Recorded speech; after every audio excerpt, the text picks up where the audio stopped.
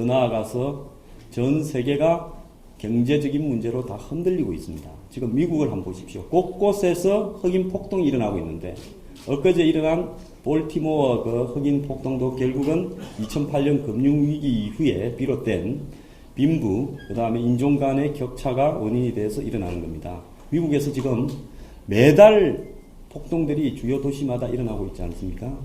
얼마 전에 오바마 대통령이 미국의 보수 진보 농객들과 더불어서 본인이 저처럼 이렇게 농객으로 나서서 TV 토론을 한 바가 있죠. 거기에서 가장 진보적인 이야기를 한 사람이 오바마 대통령이었습니다.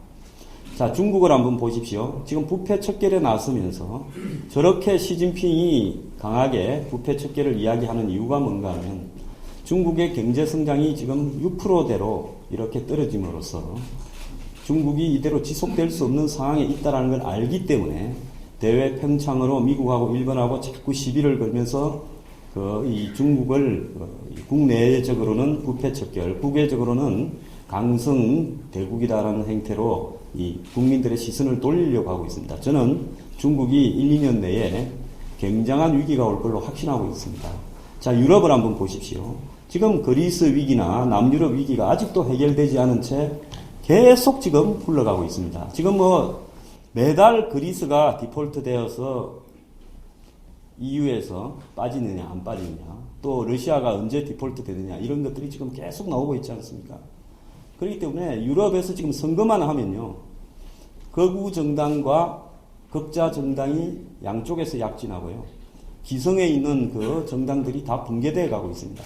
영국도 보면 지금 보수당이 이번에 이겼습니다만은 영국의 기존의 자유당이라는 지난 수백 년간을 지배해오던 당은 8석을 얻는데 그치고요, 영국에도 결국 거부적 성격의 당이나 스코틀랜드 독립을 주장하는 당의 세력이 늘어나고 있습니다. 지금 전 유럽에 공통적으로 나타나는 현상입니다. 이런 것처럼 지금 전 세계의 주요 경제 블록이 다 흔들리면서 일본 같은 경우에는 아베가 일본 국민들의 이 91년 일종의 거품이 위기가 발생한 이후에 지금 일본이 24년째 디플레이션에 시달리다 보니까 일본 국민들 전부가 다 지쳐서 결국은 거구적 성향으로 돌아서고 있는 겁니다. 그걸 아베가 읽어서 저렇게 하는 거지, 아베가 거구적이라서 일본 국민이 거기에 휘둘리는 게 아닙니다. 그래서 일본은 탈출구가 없기 때문에 지금 거구적 방향으로 가는 거죠. 일본이 2차 대전을 일으킬 때도 일본 내부에서의 나오는 각종 생산이 한계에 이르러면서 외부로 식민지 진출을 하기 위해서 군부가 득세했던 것과 똑같은 거구적 양상으로 가고 있는 겁니다. 그래서 이건 왜 이런 현상이 그럼 벌어지냐는 것은, 그것은 가장 중요한 경제적인 문제에 있습니다. 전 세계가 산업화, IT화, 자동화, 그 다음에 세계화가 되면서 과거에 이 수만 명, 수십만 명의 노동이 하던 일들을 지금 몇십 명이 해내는 형태로 가고 있습니다. 그래서 경제는 성장이 되더라도 일자리가 늘어나지 않는 것이 지금 보편화되고 있고요. 또 세계가 FTA니 WTO니 이런 어떤 부분을 통해 가지고 전 하나로 통합이 되고 있으면서 자국이 경쟁력이 없는 산업은 다 무너져 가고 있습니다. 한국만 해도 지금 남아있는 경쟁력이 있는 산업이 몇 개 없지 않습니까? 이런 식이 되면서 지금의 청년 세대들은 아마 소수를 제외하고는 대부분이 평생에 제대로 된 직업을 가질 수 없게 되어갈 겁니다. 이것은 한국만이 부딪히는 현상이 아니라 미국도 그렇고 유럽도 그렇고 일본도 그렇고 중국도 그런 겁니다. 그럼 이런 상황에서 세계는 어떻게 이런 위기를 탈출할 것이냐? 결국은 정치 사회적인 대합의가 도출이 되어서 지금과 같은 경제 시스템이 아니라, 지금과 같은 정치 시스템이 아니라 또 다른 시스템의 합의를 갖다가 이 변화하는 경제적인 토대에 맞게 정치가 환경이 고쳐져야 되는데요. 지금 전 세계에서 정치를 하는 사람은 어느 나라를 막론하고는 상류 기득권층에 이렇게 기반을 두고 있습니다.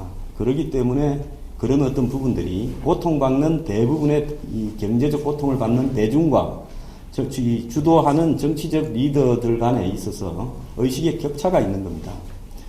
그럼 한국으로 돌아와서 이야기를 하자면요, 한국의 정치는 지금 한번 보십시오.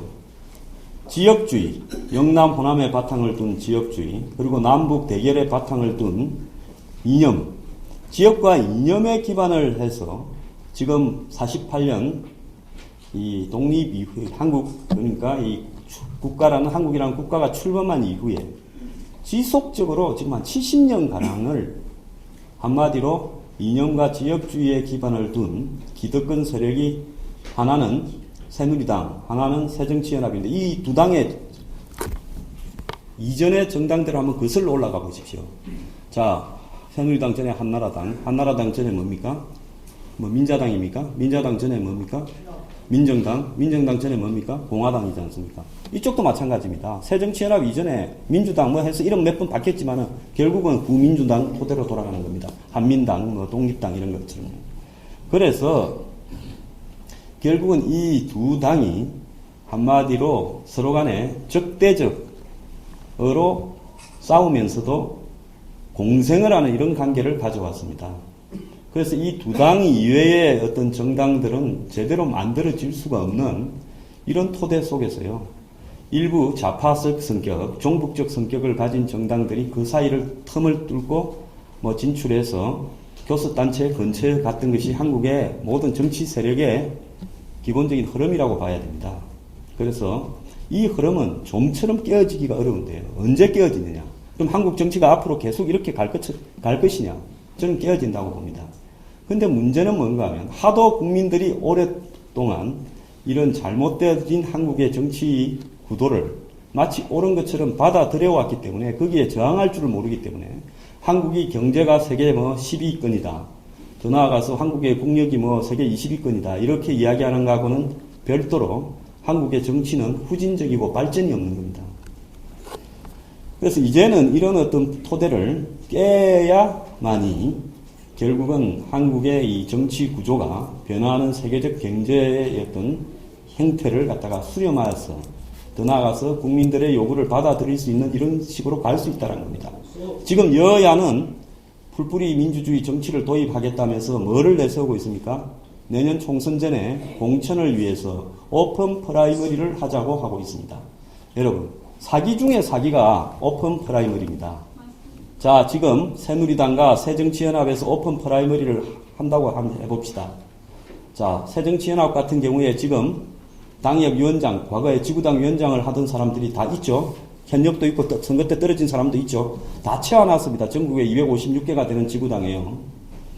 그러면 그 사람과 새로운 신진 인사가 붙어서 이길 수 있는 사람이 있겠습니까? 그 중에서 친문이라든지 이 문재인이라든지 더 나아가서 김한길이라든지 안철수라든지 거기에 핵심 척건들 몇 명은 넣어주기 위해서 물갈이는 하겠지만은 대부분은 오픈 프라이머리라는 형태 속에서 경선을 해봤자 그 사람들이 당원 2,3천 명의 명단을 가지고 그 중에 그 사람들을 관리하는 중간책이 있고 거기에 돈을 뿌려서 지금부터 관리하고 있지 않습니까? 그 틈을 비집고 나서 새로운 신선한 인물이 당선될 가능성은 없습니다. 새누리당은 그쪽보다도 더하다고 봅니다. 지금 새누리당의 오픈 프라이머리를 해보십시오. 지금 차지하고 있는 새누리당의 당협위원장이라는 친구들을 제끼고 새로 당선될 사람이 있겠습니까? 차라리 과거의 상김시대에 김대중, 김영삼이 적어도 30% 정도는 물갈이를 하면서 그 중에 한 10%는 돈을 받아먹고 한 20%는 돈이 없지만 능력이 되는 사람을 사회적으로 발탁을 해서 뽑았습니다. 그때가 지금보다 정치가 저는 훨씬 더 하향식으로 내리꼽았지만은 상향식을 위장하고 있는 현재의 한국 정치보다는 훨씬 더 선진적이라고 봅니다. 그렇기 때문에 정치판이 점점 더 돈이 있거나 기득권이거나 더 나아가서 전문직을 가지고 있거나 그리고 중간 보스에 줄 서 있는 사람이거나 이런 사람이 아닌 사람은 접근이 불가해지고 있는 구도로 가고 있는데 마치 그것이 오픈 프라이머리라는 형태로 해서 밑에서부터 당원들이 선출을 해서 뽑는 것처럼 위장하고 있다는 겁니다. 지금 한국에 제대로 된 당원이 어디 있습니까? 제가 2000년에 새천년 민주당으로 국회의원 출마를 한 적이 있어요. 당원은 없습니다. 브로커들만 있습니다. 브로커가 따로 있는 게 아닙니다. 음식점 주인, 세탁소 주인, 멀쩡한 통장 반장 등 또 농협조합장 이런 사람들이 다 브로커입니다. 제가 시골 선거에 나갔는데요. 어마어마한 돈을 들어갔습니다. 그래서 그때 이후로 제가 이 공천을 갖다가 받아 적이 또 있지만은 출마를 하지 않았습니다. 왜? 이런 정치 풍토에서 선거라는 것이 무의미하다고 생각했기 때문입니다. 그렇기 때문에 이 한국의 이 지금 진성당원이 없는 이런 어떤 정당들의 형태에서 어떠한 정당의 민주화라는 말도 저는 다 거짓이라고 보고 있습니다. 여러분, 진성당원이라는 것은요, 자기 스스로가 당비를 내고 그 당의 가치와 이념과 정강 정책에 공감을 하면서 자기들이 적극적으로 정당의 활동에 평소에 참여하면서 자발적으로 그러면서 그 정당을 자기가 원하는 쪽으로 만들어 가려고 하는 의지를 가진 사람이 진성당원입니다. 유럽의 기민당이라든지 유럽의 무슨 기사당이라든지 사회당이라든지 공산당이라든지 극자 정당을 보면요, 스스로가 몇십 년씩을 갖다가 그렇게 해오고 또 자식 대해서 하고 그러면서 정당을 바꾸지 않으면서 그 정당이 자기의 생활 속에 체화되어 있습니다. 미국의 공화당이나 민주당 당원들 한번 보십시오. 정말로 그 오픈 프라이머리라고 지역의 국회의원, 상원, 하원 후보를 뽑는 데 보면 타운홀 미팅이라고 해서 동네 회관에 전부 다 자발적으로 자기 지지하는 사람을 위해서 직장을 휴가를 내고 쿠키를 구워오고 샌드위치를 만들어 오면서 맨날 며칠 자기 돈으로 숙식을 하면서 몸을 던지는 사람들입니다. 그래서 그런 사람들이 특정 후보를 낙선시키기 위해서 교수 한 명을 데려다가 미국의 이 거구 조직에서 보면요, 그렇게 해서 뭐 티파티, 커피파티 같은 조직에서 미국의 그 한 10선씩 이렇게 해먹던 상원, 하원을 표적으로 낙선시키기도 합니다. 미국의 어떤 민주주의 시스템은 한국과 비교할 수 없을 정도로 진성당원 체제가 갖추어져 있습니다. 그런데 지금 한국에 제대로 된 당원이 있는 당은요, 솔직히 말하면 종북 정당이 어떤 통진당밖에 없습니다. 그 사람들의 의식이 문제지요. 그 사람들이 당에 바치는 충성도와 헌신은 그야말로 한국에서 가장 민주적이고 모범적인 당 운영을 한 겁니다. 당비를 내고요. 그렇기 때문에 이 한국에 제대로 된 진성당원이 있는 정당은 통진당밖에 없었다라는 것이 이제 해산되어 버렸지만 제 생각입니다.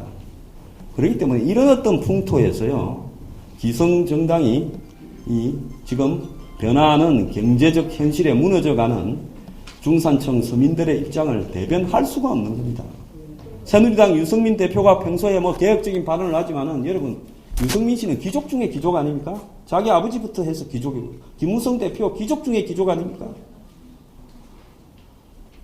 자, 친노 한번 봅시다. 친노는 야권을 이야기하자면 한국에서 가장 개혁적이고 한국에서 가장 진보적인 것처럼 자처를 합니다. 여러분, 노무현 대통령이 대통령하는 5년 동안에 어떤 일이 벌어졌습니까? 한국 최고의 재벌 회사가 노무현 대통령의 취임사를 써주고 거기에 장관들을 임명하도록 뒤에서 배후 조정을 했다. 세상이 다 알고 있는 일 아닙니까? 노무현 대통령이 대통령을 할 때 기업도시, 핵심도시, 경제자유구역 뭐 하면서 전국터를 갖다 투기판으로 만들어서 200조가 넘는 투기 자금을 풀어가지고 집이 있는 사람과 집이 없는 사람의 격차를 영원히 따라갈 수 없도록 2번이나 만들었지 않습니까? 가장 반민중적인 정권이 노무현 정권이었는데 저 사람들 잔당들이 남아가지고 친노라는 그룹을 만들어서 가장 진보적인 척하고 있습니다. 지금 여야가 다 썩어 넘쳐나고 있어요. 친노는요, 한 20만 명쯤 되는 한국 사회의 아웃사이더들이 일종의 종교화가 되어버렸습니다.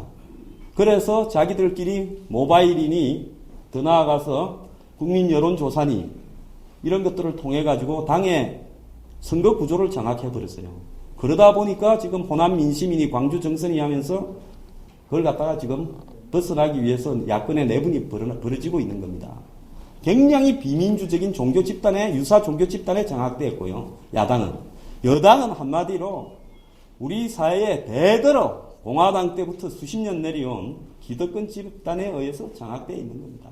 이건 표를 얻기 위해서 뭐 경제민주화, 복지 확충 어떤 이야기들을 그때 잠깐씩 할 뿐이지 절대로 본질은 변하지 않는 집단입니다. 저는요, 세계의 정치가 변하면 한국의 정치도 변하게 되어 있습니다. 자, 지금 한번 보십시오. 가계부채가 1100조를 향해서 가고 있고 국가부채가 사실상 1500조를 향해서 가고 있고 하우스 푸어가 190만 명이라고 조선일보가 보도하지 않았습니까? 며칠 전에요. 정부가 은행에 대출을 안심대출로 갈아타라고 해도 갈아탈 능력이 안 돼서 75%가 못한다고 이야기하지 않습니까? 자, 폭탄을 유예하고 있는 겁니다. 얼마 가지 않아서 미국의 금융위기 같은 위기가 한국에도 부동산에서 터질 겁니다. 그걸 정권마다 유예하고 있는 거예요. 미루고. 하다가 언젠가 곧 터지겠죠. 이런 상황 속에서 지금 30대 대기업에 취직을 하는 사람은 10만 명, 공기업에 취직하는 사람은 한 7만 명 했어요. 7만 명 말고는 대학을 한 해에 70만 명씩 졸업을 해도 그 나머지는 제대로 된 먹고 살 수 있는 직장에 취직이 안 되고 있습니다. 그래서 앞으로 살아가는 20, 30, 40대들은 평균 월급이 200만 원 전후로 해서 굉장히 빈곤한 삶을 살 수밖에 없습니다. 이런 상황에서 정치가 변화하는 현실을 포착해서 제대로 반영하지 못하면 저는 희망이 없다고 보고 있습니다. 그런데 한국의 보수가 어떻습니까? 저는 좌파와 종북을 비판하기 이전에 저는 우리 보수 진영이 정말로 큰 반성을 해야 된다고 보고 있습니다. 한국의 보수는 저는 이념적 토대가 못 되는 가치를 가지고 있다고 봅니다. 한국의 보수는 재벌 편들고 기득권 편드는 것밖에 더 해왔습니까? 저는 종북 척결을 여기서도 내세웠지만 저도 뭐 TV 나와서 종북 척결을 누구보다도 앞서 주장을 하는 사람입니다. 그런데 종북 척결만으로 가치가 온전하게 이렇게 독립될 수 있습니까? 그것은 기본적으로 갖춰야 될 필수 조건의 하나에 불과합니다. 그런데 한국 보수는 1년 내내 몇십 년 동안 종북 척결만 이야기하면서 변화하는 어떤 중산층과 서민의 이 삶에 대한 고통, 그리고 젊은 사람들의 희망 없는 미래에 대한, 요즘 5% 세대라 그러지 않습니까? 결혼도 못하고 연애도 못하고 출산도 못하고 인간관계도 포기하고 희망도 없다라는 거 아닙니까? 이런 젊은 사람들의 삶에 대해서 한국이 얼마나 고민하고 있습니까? 한국의 보수 세력이 대안을 제시할 수 있습니까? 그러니까 20, 40대가 선거만 하면 아무런 허접한 가치도 내세우지 못하는 저런 야당한테 표를 다 찍어주는 거 아닙니까? 솔직히 말하면요, 야당의 정상적인 인간 하나만 있어도요, 제가 볼 때는 앞으로 보수는 집권 못합니다. 박근혜 대통령이 마지막 보수에서 난 대통령이 되고 말 거라는 것이 제 생각입니다. 다음 대선도 저는 이대로 가면 100% 진다고 봅니다. 지금 야당이 뭐 분열돼서 지지율이 10%고 뭐 깨지고 이거하고 관계없이요. 나중에 선거 때 되면 다 하나가 돼가지고 아무나 말똥만 꼽아도 보수 진영이 저는 질 거라고 보고 있습니다. 왜? 국민들의 경제 사회적인 환경이 얼마나 변화하는가를 갖다가 보수 진영에서 진정으로 고민하는 사람이 아무도 없고요. 설사 야당이 국민들한테 파퓰리즘으로 뭐 해줄게 하는 말이 거짓말이더라도요. 기득권 집단을 찍어주는 것보다는 그게 싫어서 그냥 쏟고 보자고 야당의 대선 후보를 찍어줄 가능성이 저는 확실하다고 보고 있습니다.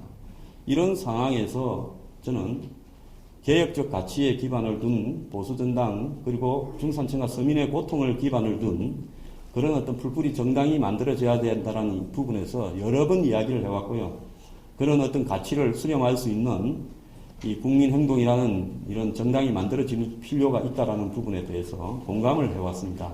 다만 여기서 우리가 가장 중요한 것은요, 여기 모이신 분들이 앞으로 이 당이 만들어져 가는 과정에서 기득권이나 주도권 이런 부분들을 완전히 마음을 비우고요, 여기에 탈 수 있는, 일단 출발은 합니다. 오늘부터 이 사람이 뭐 버스로 보자면 45인승 버스에 10명만 타서 출발을 하는데 이 버스 안에 가다가 어디서든 타기를 원하는 분들을 다 태워서 꽉 채워서 목적지까지 가야 되지 않겠습니까?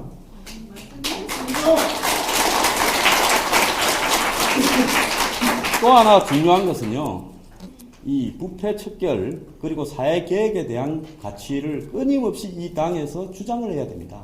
기존의 보수가 저는 솔직하게 관병단체로서 전락해버리고 지금 이 보수를 하는 세대들이 지나가 버리면 보수는 흔적도 없어져 버릴 가능성이 있습니다. 보수가 닮을 수 있는 변화하는 시대적 가치가 있습니까? 저는 보수가요, 누구보다도 도덕적이어야 된다고 봅니다. 그래서 부패 척결을 해야 되고, 우리가 사회의 지금 현안들, 지금 썩은 노조 문제, 더 나아가서 이 썩어 있는 교육 문제, 지금 대학 입시 이런 게 이런 식으로 유지되어서 되겠습니까? 3,800가지 방법을 가지고 어떻게 해서 떨어지고 붙었는지도 모르면서 전부가 그냥 도박식으로 올인하는 이런 대학 입시 제도도 없애야 되지요. 사교육도 없애야 됩니다. 이런 어떤 부분에 대해서 과감하게 혁신할 수 있는 대안을 내야 되고요. 더 나아가서 공무원 연금이니 국민연금이니 한번 보십시오. 32만 원 받는 일반 국민들이 40만 명의 공무원 은퇴자를 위해 가지고 그 사람들 얼마 받습니까? 230만 원씩 받고 있습니다. 평균. 그걸 매년 지금 4조씩 보조해주고 앞으로는 10조씩 보조해줘야 되는 이런 시스템이 옳다고 생각하십니까? 여기에 대해서 야당이 합의를 해주면서 국민연금 소득 대체율을 올려주겠다고 합의를 한 새누리당 지도부는 정신이 있는 사람들입니까? 전부 이 거짓말꾼들이라고 저는 보고 있습니다. 대통령의 한장을 한 사람들이라고 저는 보고 있습니다. 여야 지도부가요. 이런 부분에 대해서 올바른 개혁 가치를 내어서 비판을 해야 된다고 보고 있습니다. 그리고 앞으로 이런 어떤 국민 행동이 가는데 가장 장애물이 될 수 있는 집단은 저는 새누리당이나 한국의 기득권 세력이라고 보고 있습니다. 지금 한번 보십시오. 한국의 대표적인 보수 언론이 요 며칠간 뭘 보도하고 있습니까? 사법살인을 한다. 기업인들이 잡혀가면 그걸 안 풀어주고 판사나 검사가 가다 나와서 교도소 안에서 죽는 사람이 뭐 몇 명이다. 그걸 며칠째 보도를 하고 있습니다. 여러분 이 말이 사실이라고 생각합니까? 한국의 30대 재벌이요. 지금 깜빵에 처음에 잡혀가야 될 사람들이 한 48명쯤 있는데 재벌닷컴 조사에 하면 저는 실형을 받았다가 100% 집행유예로 다 나왔습니다. 지금 그 중에 재수 없는 사람 한 서너 명 깜빵에 있죠. 그걸 못 풀어내서 저렇게 풀어주라고 쇼를 하고 있는 겁니다. 대한민국의 법률이 과연 있는 사람과 없는 사람에 공정하게 집행이 된다고 생각하십니까? 그렇기 때문에 이런 허위의 가치에 저는 보수 진영에 있는 인물들 중에서 국민들과 보수 진영의 젊은 세대들에게 이런 가짜 가치를 설파하는 세력들이 너무 많다고 보기 때문에 그런 어떤 입장과 철저히 차별화하고 개혁적인 가치를 견주해야 된다고 봅니다. 여러분, 싱가포르에 얼마 전에 죽은 이강요 총통이요. 그 사람이 보수입니까? 진보입니까? 유교적 가치에 기반해서 공자식으로 중국 사람의 민족성은 아주 더티하고 한마디로 단결도 안 되고 돈밖에 모르는 집단이기 때문에 이 사람들은 강력한 유교주의적인 법치에 의해서 통치해야 되겠다고 하면 했지 않습니까? 그런 부분으로 보면 극보수죠. 근데 이 사람이 어떻게 했습니까? 집을 걱정할 필요가 없는 10% 빼고는 90%의 국민들에게 집을 공급을 했습니다. 시세보다 3분의 1의 가격이에요. 자, 왜 그랬겠습니까? 주거 문제라는 부분을 해결하지 않고 그 나라의 사회적 재생산이나 청년층의, 노년층의 미래를 담보할 수 있겠습니까? 가장 큰 고민이 집이다. 그럼 집은 국가에서 각자가 능력에 맞게 30년, 40년씩 나눠서 내고 국가가 싸게 지어서 공급을 하자.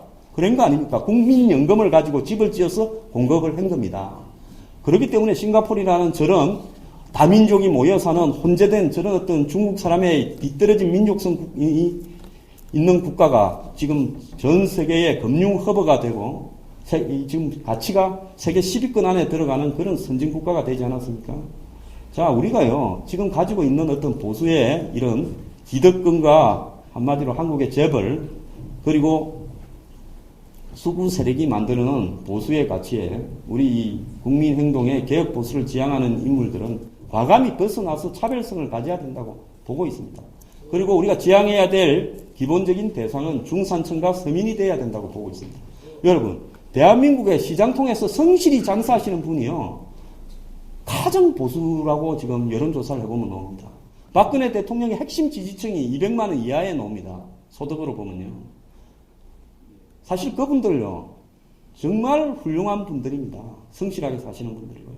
그분들을 팔아서 기득권이 사기를 치면 되겠습니까? 우리 정당이요, 지향해야 될 바탕점은 시장에서 장사를 하는, 그야말로 월 수입 200만 원 전후로 되는 그런 어떤 분들의 가치를 갖다가 존중할 수 있는 그런 서민형 개혁 정당이 돼야 된다라고 저는 생각합니다.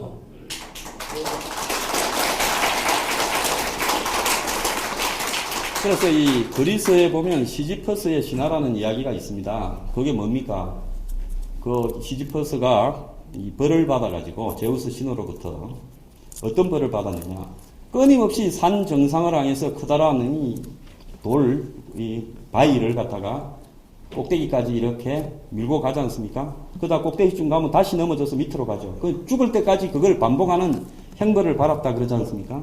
저는요, 우리가 이런 새로운 풀뿌리 개혁보수 정당을 만들어가는 것은 시지퍼스의 신화처럼 굉장히 어려운 일이 될 수 있습니다. 가다가 실패하고 또 가다가 실패할 수도 있습니다. 중요한 것은요, 도전하는 데 있고 거대한 변화가 올 것 같지 않지만은 어느 날 혁명이 눈앞에 자고 일어나니까 와 있을 수도 있습니다. 1990년도에 과연 누가 동구권이 무너지고 동서독이 통합이 되고 헝가리, 체코 같은 나라들이 다 해방이 될 거라, 소련에서부터. 그리고 소련 제국이 무너질 거다. 기대하거나 예측한 사람이 있었습니까? 그렇게 되지 않습니까? 왜냐? 사회 변화가 임계점에 이르면 언젠가는 터져버리는 겁니다. 저는 지금 국민들의 그 한계는, 참지 못하는 한계는 정치권에 대해서 임계점에 다가가고 있는데요. 국민들이 선택할 수 있는, 그러니까 소비자인, 정치 소비자인 국민들이 선택할 수 있는 물건이 새누리당하고 새정치연합밖에 없는 겁니다. 이거 두 개 중에서 하나 사라는 거 아닙니까? 경상도 사람은 주로 새누리당 사고, 전라도 사람은 주로 새정치연합 사라고, 이렇게 강요를 하고 있는 거 아닙니까? 이런 강요 구조를 과감히 깨트릴 수 있는, 소비자에게 어필할 수 있는 새로운 마케팅을 하려면 뭐가 있어야 됩니까? 내 상품이 기성 이 두 가지 상품보다는 훨씬 뛰어난 내용이 있다.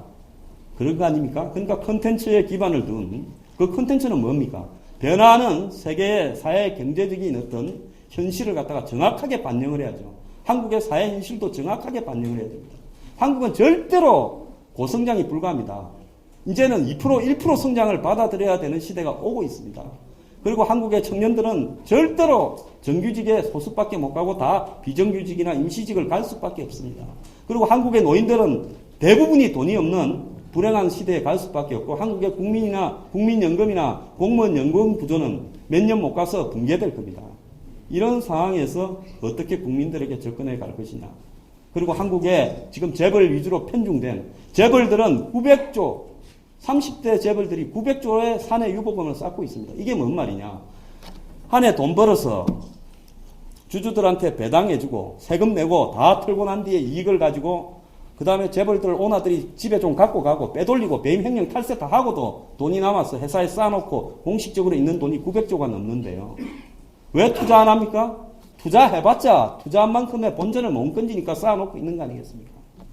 그럼에도 법인세를 갖다가 인상을 하냐 마냐라고 논쟁을 벌이고 있습니다. 많이 버는 재벌들은 법인세 인상해야죠. 그러지 않습니까? 그렇지만 돈 못 버는 중소기업은 법인세 인상을 하면 안 되죠. 차별화해서 하면 될 건데 뭉뚱그려서 법인세 인상은 안 된다는 것이 보수의 입장 아닙니까? 이렇게 가는, 제가 예를 들자면 보수가 이렇게 해서는 실패한다는 겁니다. 그렇기 때문에 이 한국의 모든 이 생산이나 소비가 재벌들 위주로 바뀌어버린 이런 상황에서 과연 이 새 개혁보수 국민행동은 어떻게 국민들에게 바뀐 사회 현실을 갖다가 맞는 대안을 제시하면서 다가갈 것인가. 그런 깊은 차별적인 고민을 부탁드립니다. 오늘 제 말씀이 길어서 죄송합니다.